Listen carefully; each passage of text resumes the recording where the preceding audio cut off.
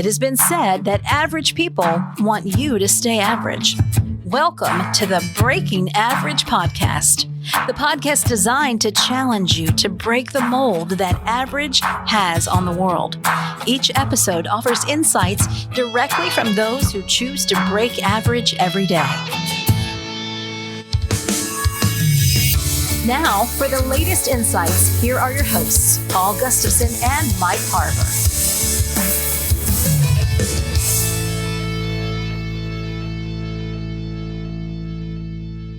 Welcome to the Breaking Average podcast. My name is Paul Gustafson, and joining me today is Mike Harber. Mike, always good to see you, buddy. How are you? Hey, Paul. Good, man. I'm glad to be here with you. I'm glad I'm inside, though, because it's absolutely freezing where I'm at. What about you? Well, at the time of our recording, it's snowing a little bit. You know, we got some snow going down. But, you know, I always think of Diane, who's going to be on here in just a minute. It's always colder where she's at. So I just think about where it's colder. I'm like, okay, I guess I'm in a good spot.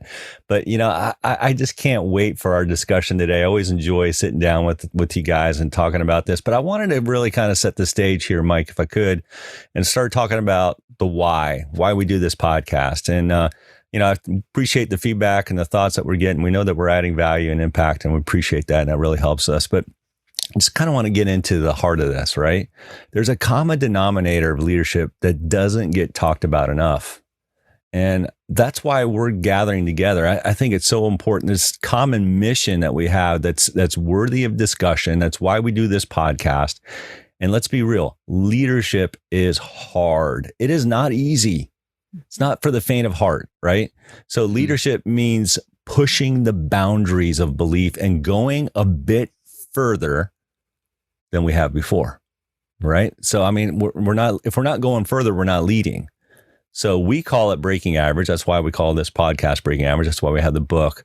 But that's what we're called to do, breaking average. And it's not just one time, a one and done kind of thing. It's really every day.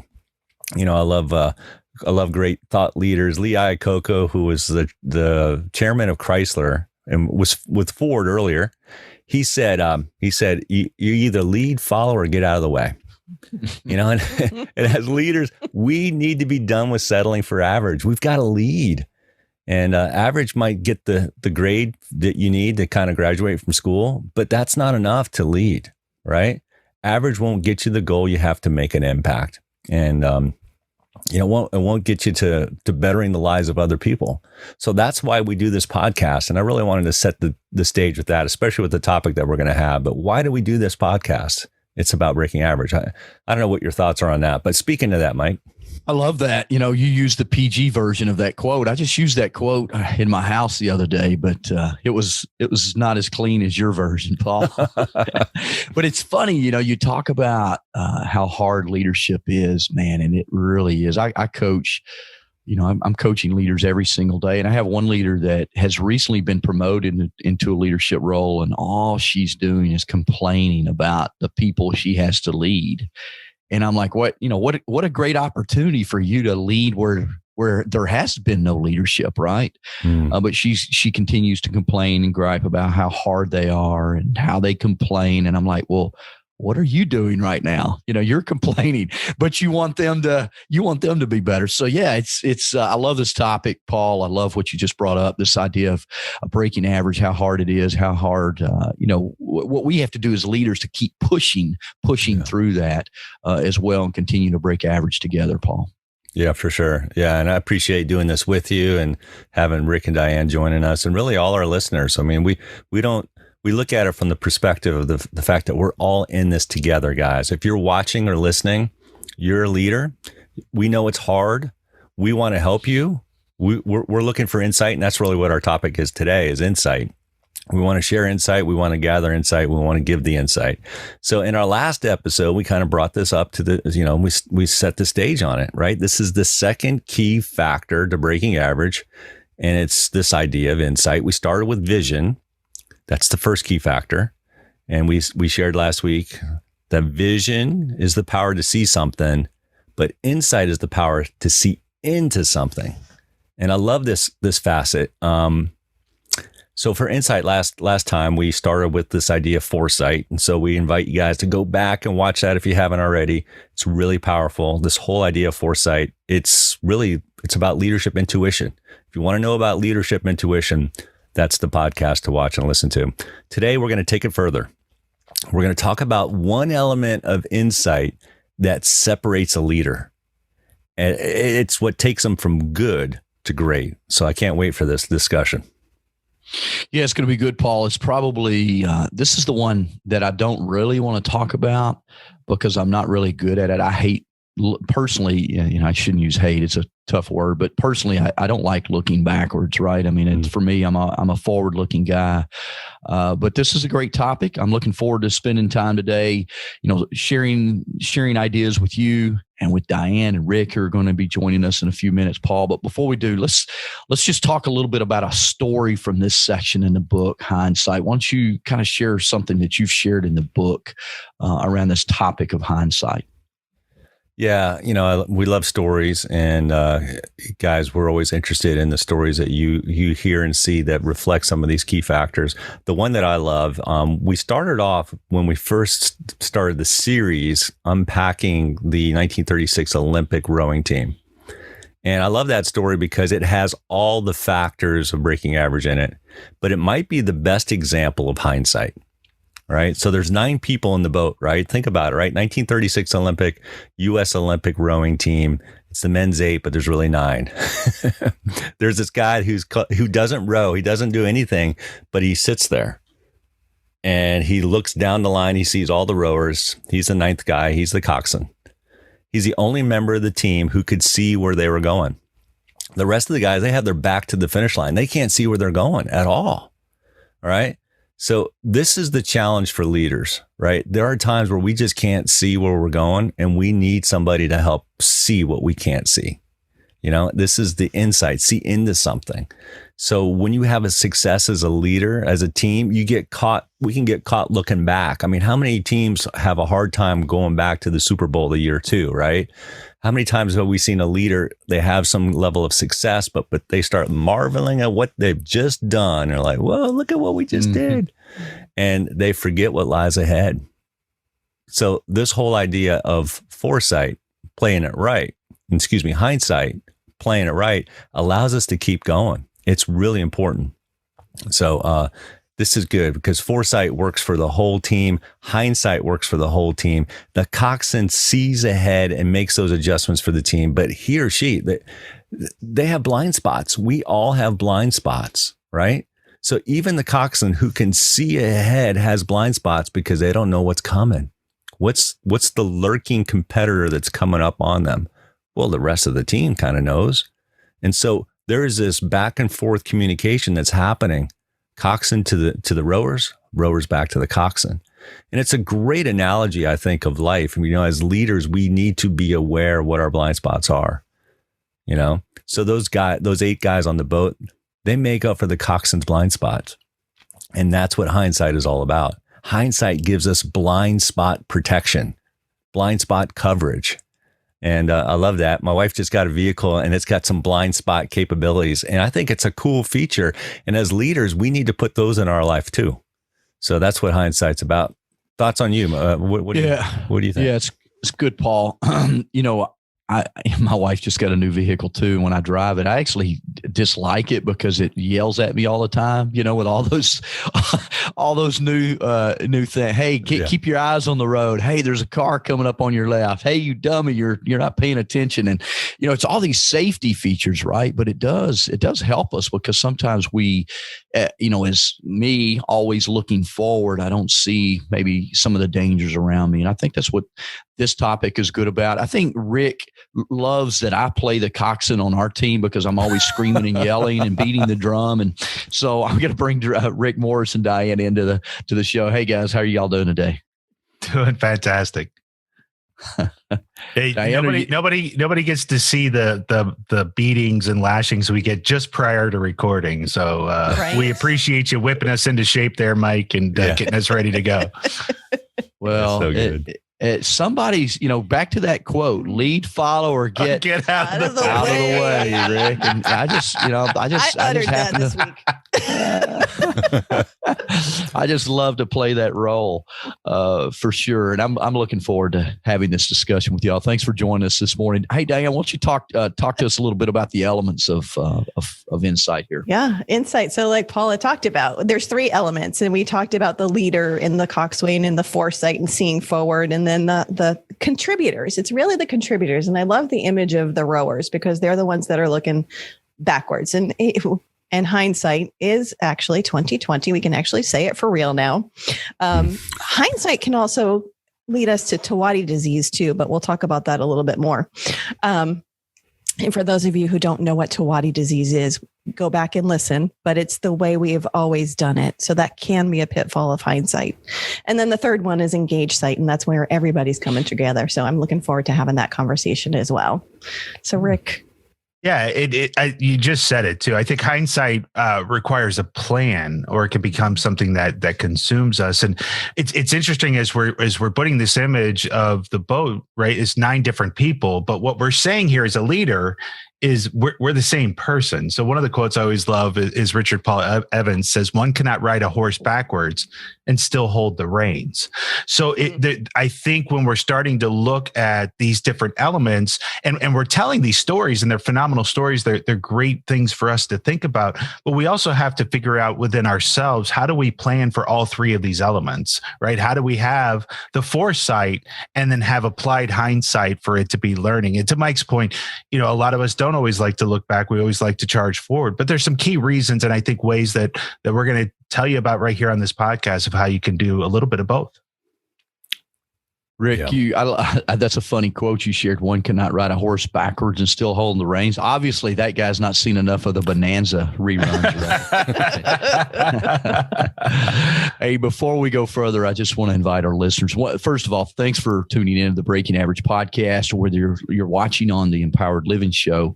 We're honored to be able to share with you ideas from the book Breaking Average. We also want to invite you. We're always looking for great leaders out in the marketplace to interview for potential episodes on the Breaking Average podcast. And we'd love for you to introduce those leaders to us. One of the ways you can do that, go to breakingaveragepodcast.com/leader. We have a real simple way that you can input their information and we'll do the rest. So breakingaveragepodcast.com/leader to introduce us to the leaders you know that you think we should know. Yeah, for sure. Definitely check us out on the web. And our sponsor for today's episode is our very own Diane Kane. Diane, Spark Leadership Development. I love what you do. And we just want to invite all our listeners and viewers to go check out poweryourspark.com. Go to that website, poweryourspark.com. Diane, thank you for being our sponsor today. I love what you do with your disassessment tools, the way that you do it. You're not just applying, the status quo way of doing disc assessment. I love how you do that. I love how you coach and you lead, and really you help people with team strong leadership approaches. And so definitely reach out to Diane and her team. Go to poweryourspark.com. Pretty cool sponsor, huh, Mike? Yeah, Paul. Love Diane. Number one, having her on the Breaking Average podcast kind of breaks the rigidness of the show at times and brings some levity to the show. But I love this idea of Power Your Spark. You can visit her on her website, Power Your Spark. For years I've been kind of having this mantra of igniting a leadership revolution. That's really what Diane's doing, is helping people lead at a higher level. So Paul, we're going to jump into this discussion around hindsight, the second element of insight right now. And why don't you share with us, Rick? We're going to come to you first. This idea of what hindsight is, based on some things that you've read in the book. Just kind of lead us into this discussion. Yeah, I think the best way for me to describe hindsight is journaling. We talk about that from a coaching perspective all the time. We talk about how important journaling is, but it is for that applied hindsight. It's just taking some time. So that way, as I was just saying, we've got to perform all these elements within us. And so if we have a plan, and that plan is to journal, we have some time-boxed time to make sure that we are applying some hindsight. And I think hindsight, we all agree hindsight is important, but I I think it gets bigger than that as well. So I think, first of all, journaling, reflecting, understanding, growing. I don't think we've reached the next level until we understand our current level and where we are and our current emotions and feelings and why certain things happened, and be able to grow from that. But I think it's important from a corporate level as well. One of the big things that I always see is I see the beginnings of projects where people are promising value and promising ROI, and this is what we're going to do if we do this project. But one of the big questions I like to ask organizations is, how often do you go back and say, did you get that 5-year? What happened? Like everyone uses the foresight to be able to sell the project, but don't use the hindsight to learn how that project really delivered for them.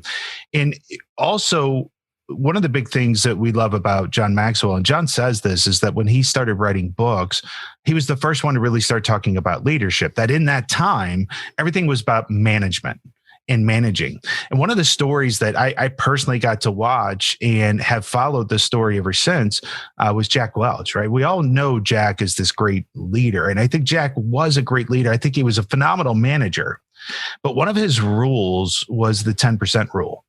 And basically he was saying, look, if you're bottom 10%, then you're out. You're out. And it was lauded as this really, really progressive new theory. And that makes total sense. And we're spending so much time on this bottom 10% that we should be applying to our top 10%. And so there was a lot of these theories coming out, and people just really pumped up that theory. A lot of people followed into it. What we're seeing now, years later, of that theory is the end result, right? Because that theory of the bottom 10%, and I get it, but it's also saying the bottom 10% requires no value or has no value to the corporation. But also what it started to sow was distrust. People would stop, like they didn't want to be the bottom 10%. So it created this almost like back to caveman days of I'm just stepping on people to make sure I'm rising up, and I'm going to make sure that I look better than that person, versus this team inclusion. And you can see what's happened with the stock price, right? It was $58 at the time under Jack, and is at $7. Now I think it was trading at $7 or $8, maybe $11, somewhere around there. But I think it's important where it was, hey, that was a great thought and we got some immediate impact, but there was no hindsight as to what was happening to the culture until it was too late. Mm-hmm. And so I think hindsight's really important to make sure that we're taking that moment, reflecting and seeing, okay, that was a great idea, but where do we need to fine tune and where do we need to adjust? Mm-hmm. That's good. Yeah, we could, there's a case study in leadership and culture and team strong leadership. That some of what Jack did earned him the nickname Hatchet Jack, right? Right. And there's a lot of things. I don't want to dig into that right now, but Diane, I want to give you a chance to jump in on this part of the conversation. Well, Rick, I like how you talk about, let's go back and look at the end result, because one of the things that we also do is we say experience is the best teacher, but really evaluated experience is.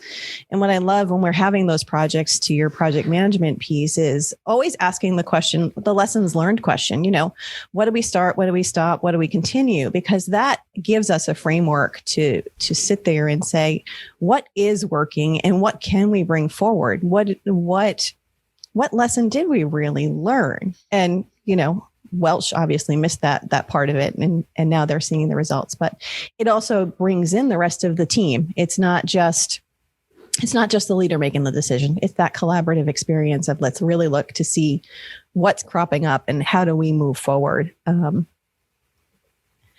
Yeah. And Mike, I know you're ready to jump in there. Well, one of the things that I learned when I was in the Army, and of course, I learned it earlier than that because I played football growing up in high school and baseball.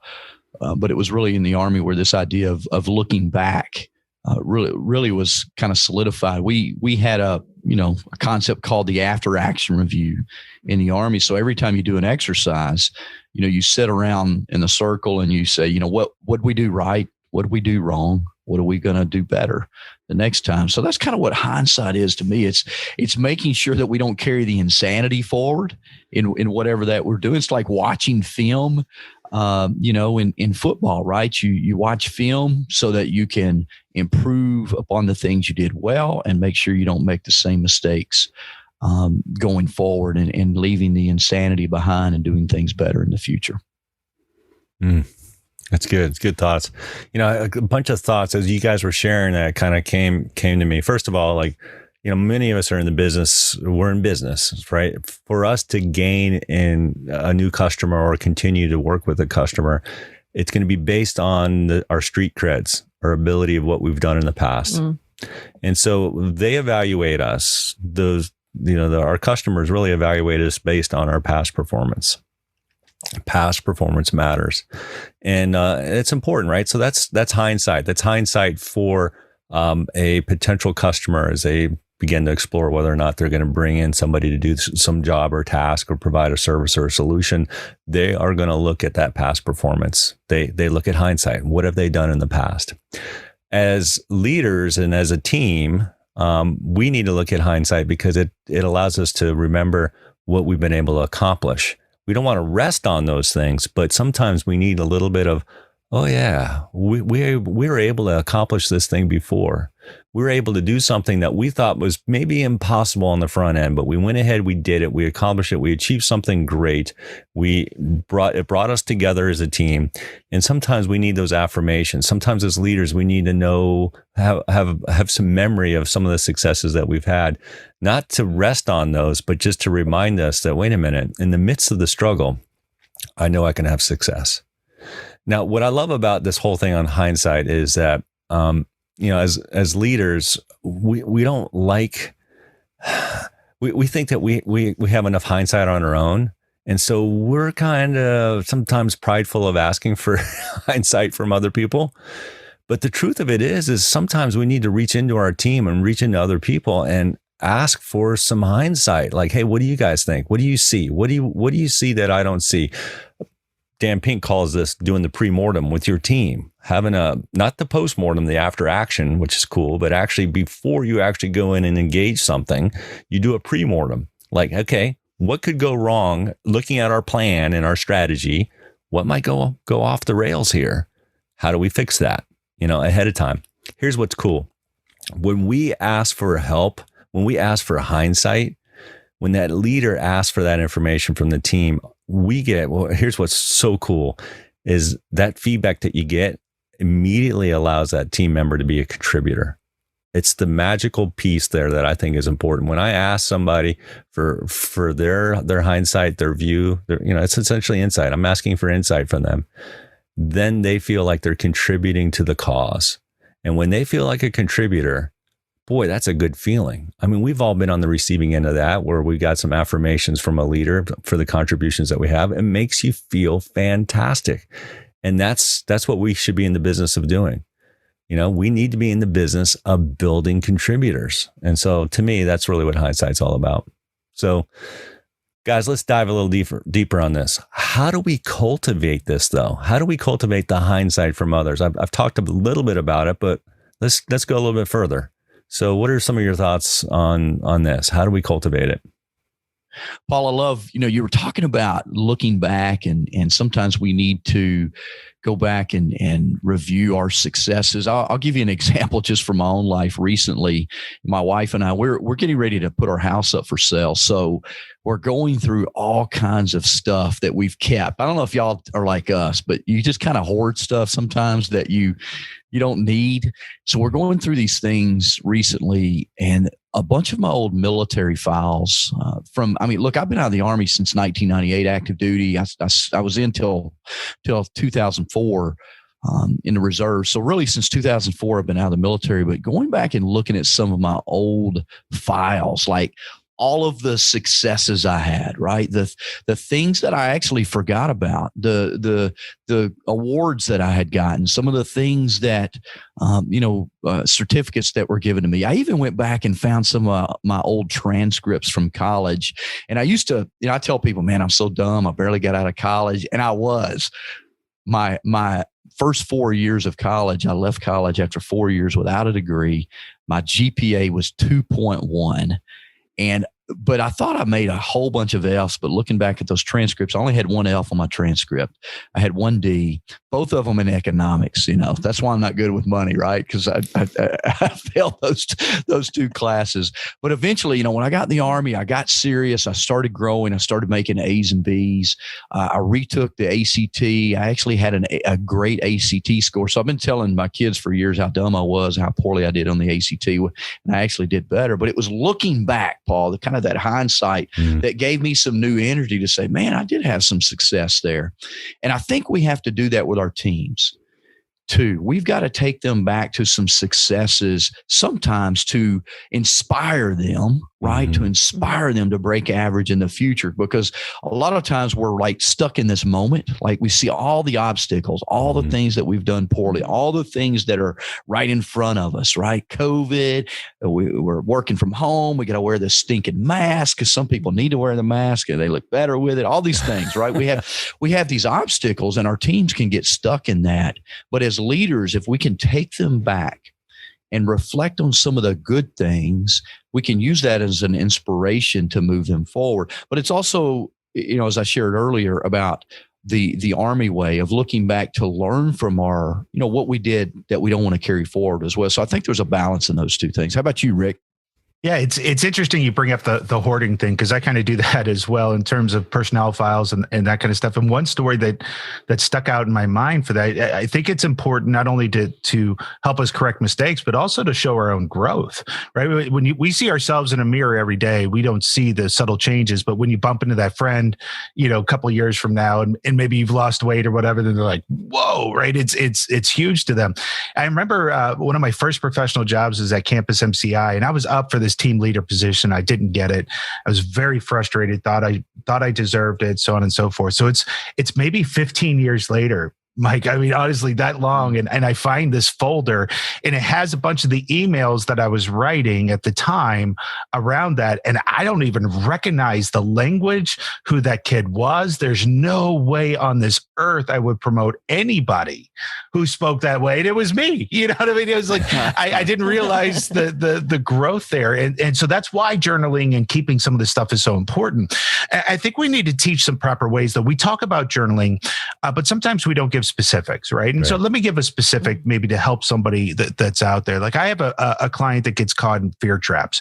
So when you start to say, well, why don't you right now she's on this precipice of whether or not she should leave her job and go into a business full time. And there's, well, what if this happens? What if this happens? And I've tried to counsel her. I was like, I've owned my own business, almost 20 years now. And I've never been able to project 3 months ahead.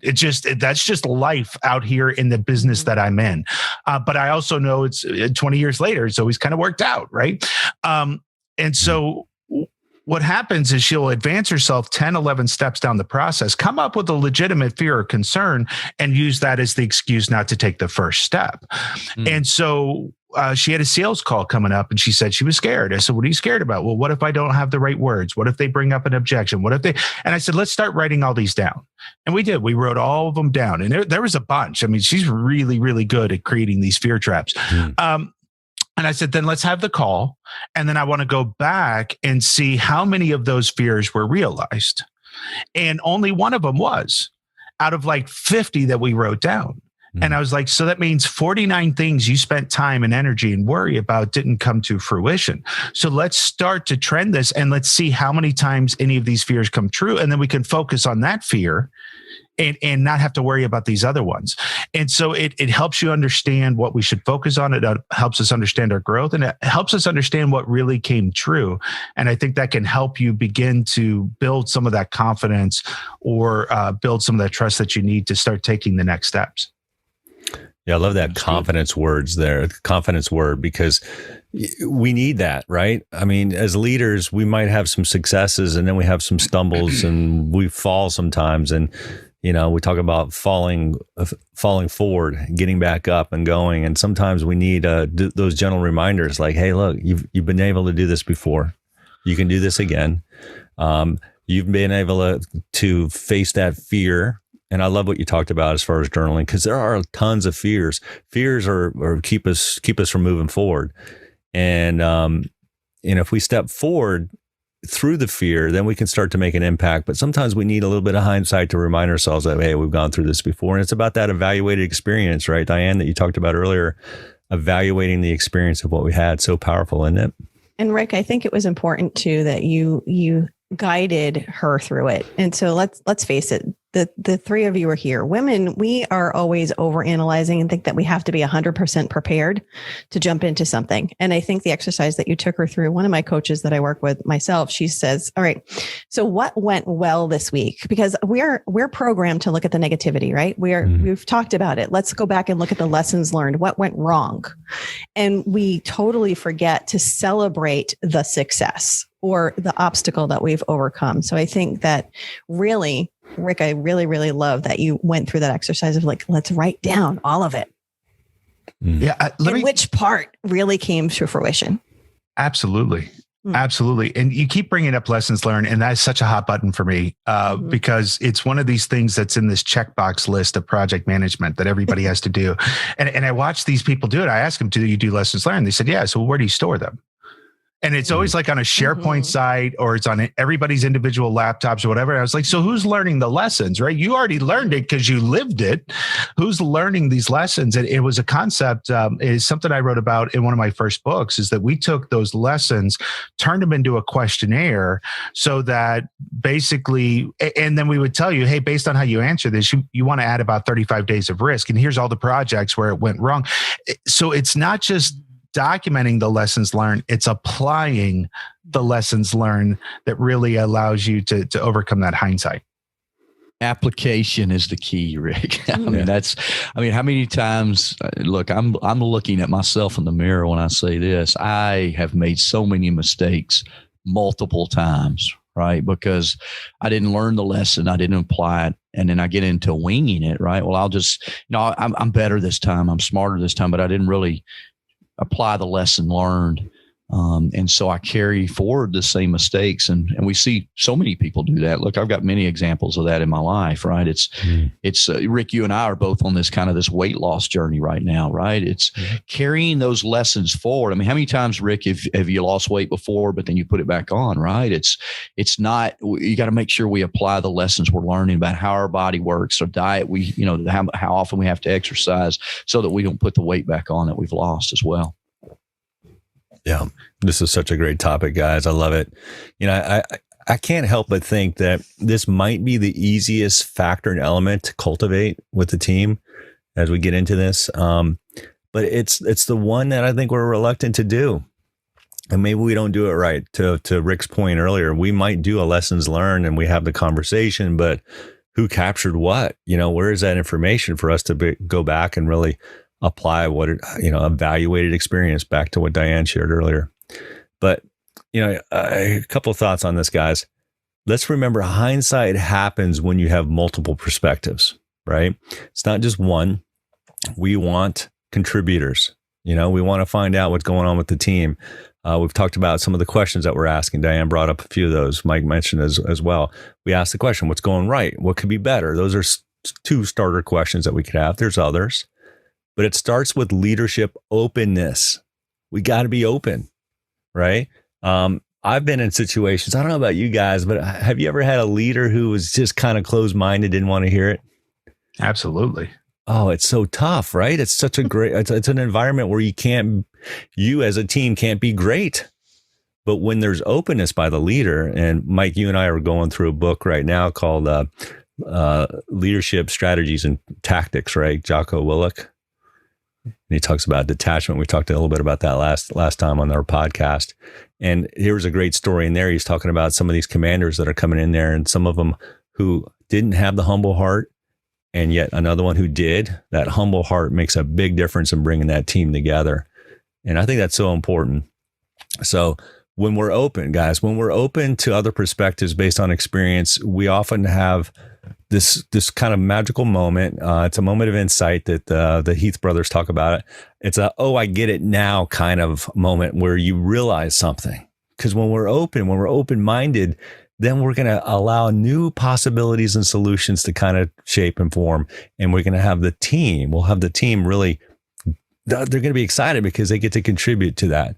I remember as a kid, my dad saying, "Hey, how do you think we should put this doorknob on?" And I got to help solve it. Did he know how to do it? Probably.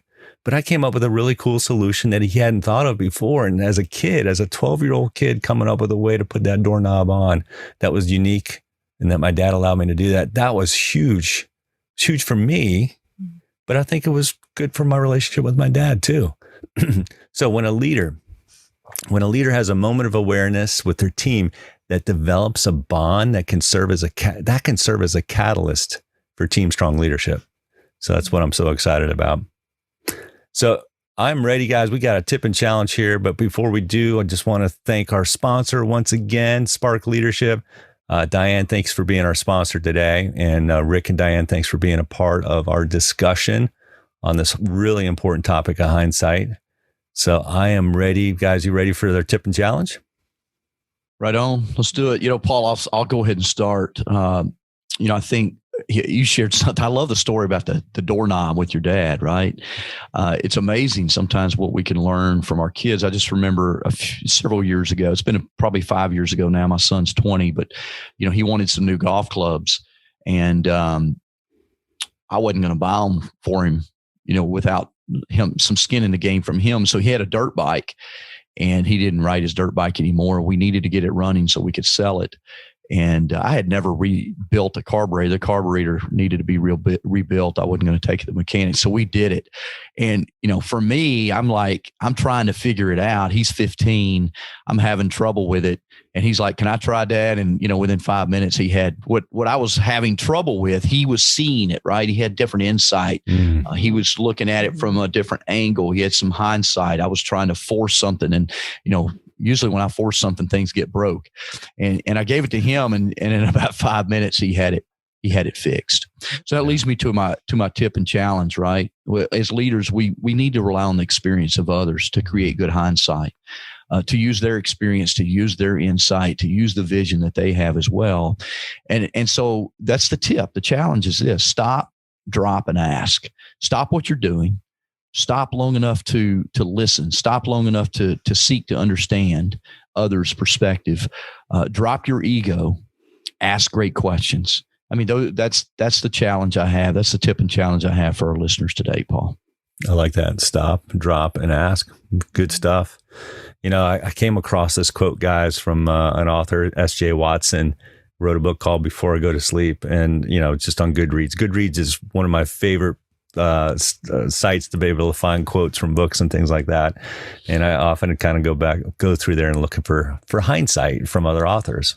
And he shares this really cool quote. He says, "It's so difficult, isn't it, to see what's going on when you're in the absolute middle of something.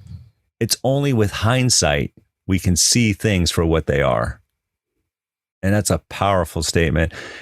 It reminds me, Diane, of the beach ball analogy, right? You're familiar with that, aren't you? Oh, that's my favorite. I use it all the time. Could you share with everybody sort of what that whole beach ball analogy is? Because this is my tip and challenge. I'll let you kind of share it. Oh, thanks. The beach ball is one of my favorites. Because it helps everybody see from their own side, right? So if you're holding the beach ball vertically, I always have to think about it, vertical, horizontal.